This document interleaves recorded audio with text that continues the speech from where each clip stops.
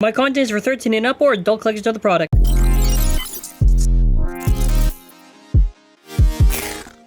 Hello everyone! Now, to get started, simple question. Are you a Devolos fan? Well, Hasbro did a Devolos 3 pack that's recycled from the old stuff. It's like an online exclusive thing. Before I continue with the video, subscribe to the channel with bell notifications on. So, we've already done Spryzen and Valtryek, and the general thing I've noticed is that they kind of have some quality control issues, and I feel like these might be factory defects sometimes whenever I see them. Now, these 3 packs are a good idea if done correctly, and a bad idea if done wrong. Bad idea if done wrong, then it's a waste of time, it's not worth your money. Good idea if they do the right picks, and it's things that needed to be reprinted, that would be nice. So, in this, we're going to see which ones they picked for the 3. So, Speedstorm and Hypersphere, okay? Go over one by one, but... So, come on. Erase, Venom, Erase, and Abyss. So we'll go over them one by one to see how good they are. Were these good choices by Hasbro? Alright, Erase Devolos we'll start off with. So the first thing I want to say, and I think this is a pretty fair complaint slash criticism.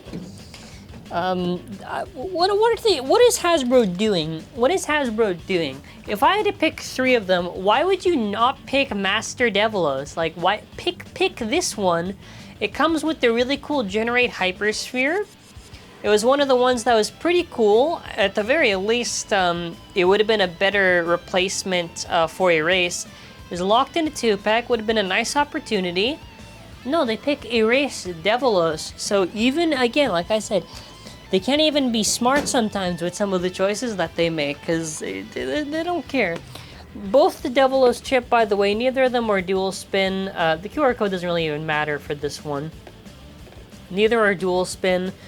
You have to get one left one and one right one. I do think that is a little bit scummy that they did that. Either way, both of the slopes are just kind of like whatever. Better slopes, I like Lunar L5 and what else? I was gonna say Achilles, Joker, Genesis, or Evo Genesis, whatever. Yeah. Moving on, Erase. So Erase is terrible in the Karatomi version, and for Hasbro, more or less the same thing. This time, even more, I would say. Inferno's better than it. It's not good. It's not good. The reason why it's not good, it doesn't really have that good of stamina. The blades are kind of like raised up and everything. And if you want to see how this could have been done better, you could look at the left master that they never released. Thank you, Hasbro, for not caring about the fans at all. Okay, no sarcasm, just so we're clear. And then after there is the Vanguard discs. So these were, again, this was a cool idea. My issue was that they're too light. It was a neat idea, but if they're too light, then these feel like some discs you would see in the early Evolution / God season. So because they're too light, they're too ineffective, and they're not even good compared to some of the other discs like 10, 0, 00, 7, hell, probably even 4 and 5. But whatever. It was a cool concept, but executed wrong. Oh, speaking of 5, I mean, 5 is outclassed, but I guess if we're looking at our options right now, I guess. Then after, in terms of Hypersphere, this one's not too crazy. Bullet 2 is not that good. Bullet 1, that's a pretty solid Hypersphere tip for stamina and use in the Hypersphere Stadium. So the general difference was the roundness of the shape, but generally you're going to get better performance, traveling, and stamina with Bullet 1, so I recommend, I would say, Bullet 1 over Bullet 2. Those are weird to say. Now, Venom, if you put it on, you know, maybe like I say, like one of the tight Rise things, you can get to like mediocre kind of whatever attack for the Hypersphere use. It's not really that special, and obviously, since a lot of stuff outclassed it for weights, and I honestly prefer something like Myth. It's like, it's whatever, but, you know, there kind of is use, Devolos already said the same thing. So by the way, the Devolos, I mean, these are old, right? These don't even matter anymore, right? Then after Abyss Devolos, you know, slopes were just kind of whatever for it, as I recall. Then after the Abyss Ring, now Abyss in itself was not really, again, similar to how Abyss was for Takara Tomy. For Hasbro, you get more or less something similar for poor performance. No.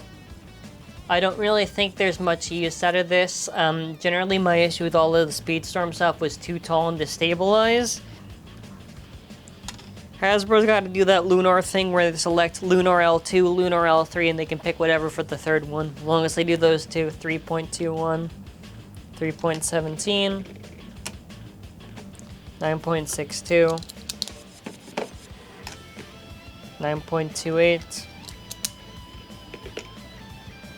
2.96. So 5 is about 21.24. 20.18, 20.38. See, even when you compare it to the... when you compare it to like something like 5, the fact that it's really outclassed by weight, it's a no-no. Then after assembled, you get to about... Okay, then after final weight stuff, so Venom's about 41.39, 41, 39. Yeah, all these feel nice. The left Devolos feels nice. Trying to remember. Why did I put it where it did? Yeah, so all the ones, it was probably in the context of like in combinations of the tightness, I guess. Because I remember too that there's a little trick that Hasbro does for their stuff where the thing, even if it feels tight, it's probably just the driver spring. So what I mean by that is if you put it on like a driver that's basically like a normal-ish spring, if they just feel kind of whatever, then they're not really that good and it was just the driver spring carrying. Yeah, so for an example, if I put this on like Reboot for an example, this kind of just feels whatever. I'm gonna double check on, I gotta double check on all of them just to be sure. Yeah, so if I put it on, I mean, these are like serviceable, right? These are like okay, like I wouldn't say that bad. They're just all right. I definitely would still say I prefer the other ones. But either way, nothing in the 3 of these is really worth getting if you haven't already gotten it. Let us say hypothetically, you somehow have not gotten any of the 3. Is there maybe value in this? Maybe. Otherwise, it's kind of just a passable thing, and I think these things are kind of like neat ideas. Yes, they are Hasbro Beys, but reproduction is always a very nice... I just realized that this has shadow in the eye, but this one doesn't. That is weird. I would probably just say don't spend it if you have these Beys. Not even worth it. Or let's say there's nothing even really there. Maybe you could say the Bullet 1, I guess. Maybe Venom. Otherwise, the rest of the stuff is kind of just meh. Okay, so now we have a stadium set up here. Very, very nice. So, I guess we'll do a test launch for each of them or whatever, and then after I can try to give my thoughts. But generally, I would say pass up on this. Don't waste your money. So... One, I do love the skin that we had for the Hypersphere stuff. Very well done. So generally, I think I did enjoy the Hypersphere system in terms of an isolated system and just looking Hypersphere stuff, battling only Hypersphere stuff. In that sense. In general, obviously, no. And I think generally in the reviews, too, I never really... I'm very happy with my approach now, which is looking a lot more specific, competitive into the Beys, both casual, competitive, so that way there's more of a perspective on the reviews, which I enjoy. Because at the end of the day, the goal of the review should just be a good job going over the product pretty thorough. So what I'm able to do now, I'm pretty proud of. And I think also, too, generally why I was a little bit less harsh, I would say, during the Hypersphere era was probably just because I liked it. I thought the battles are fun. Like how the beys travel, it's a well-designed system of the drivers on the stuff and whatever. But it's more when you think about it too, and I have said this, that it is true too that you don't even really need the things to really be spheres for the thing to work that well. Like, I'm pretty sure I can knock this up. Maybe I can, maybe I can't. I guess we'll find out. No, Takara beys do work on the normal thing, but it was a cool idea, I think. I do think a general issue with the design of the stadiums too is that there's no real pockets. Like, if you get KO'd, I guess it would be something like you fall on the edge there or whatever, but do I really count that? Like, eh.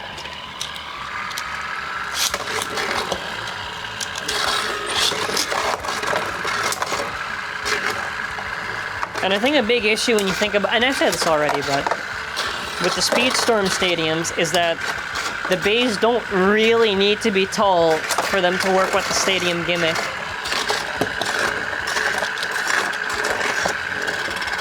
Like, this stadium, you don't even need the thing to be tall. So the system is flawed because with Hypersphere, okay, there's kind of like that justification for the system because for it to kind of work to the best, I guess, kind of to that potential, it's needed. Speedstorm, it wasn't. So in terms of the design, Hypersphere is leagues above it. In terms of thought process for the stuff, no, it's still Hypersphere, I think. In terms of maybe like competitive stuff, I think Speedstorm has an advantage there, I would say, but otherwise, no. If you already have these beys, it's not worth getting. If you don't have these beys, even then, it's kind of like not that much value. Had there been Master Devolos to replace Erase, I could have at least said, well, there's at least something there for casual fans to get, but nah. So that's kind of it for now. Hey everyone, we are doing a limited giveaway for our customers who pre-ordered the Hello Kitty on our shop, and the ones who still want to pre-order, make sure to listen. So you automatically get in with your purchase of Kitty, and what we're giving, you can win with your purchase of one, or at least one, some got multiple. If you win, you can get your money back on the shipping on one, and you get a plushie of Hello Kitty that is legit authentic from Japan. So for the people who purchase, you're automatically entered into the thing, and for the people who want to get into it, so long as you pre-order before September 10th, which is the draw date, you have a chance. So best of luck to everyone. It's an authentic plushie of Hello Kitty. It's really nice, a good opportunity we want to give back to our support from our customers, and have an amazing day. Anyways, thank you for watching. Yeah, have an amazing day, bye.